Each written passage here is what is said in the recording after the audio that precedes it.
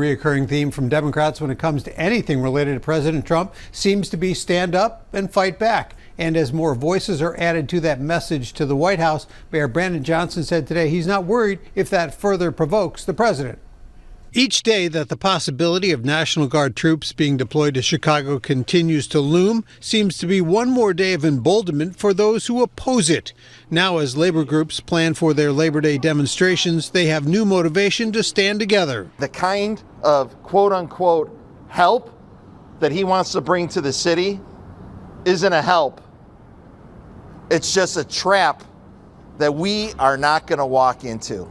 Labor groups are prepared for demonstrations if the president sends the Guard here. One day after Governor J.B. Pritzker led a massive coordinated display of unity against such a move, the president still suggesting leaders should be asking for his help.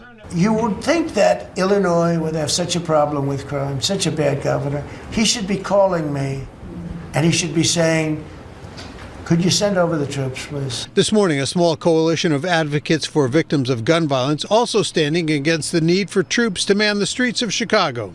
We don't need troops on our grounds. This is not a war zone. I'm looking around right now, I don't see a war zone. I go in my neighborhood, I go to the same place where I got shot. It's not a war zone. The mayor encouraging people to take to the streets if the Guard is deployed here. I know that the people of Chicago understand the constitutional privilege of being able to elevate your voices, to be able to protest in a peaceful way. That's what I'm calling for.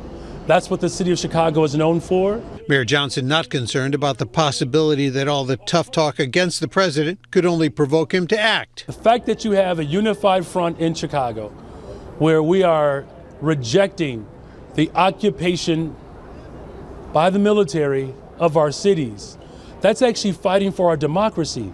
That's what's required in this moment.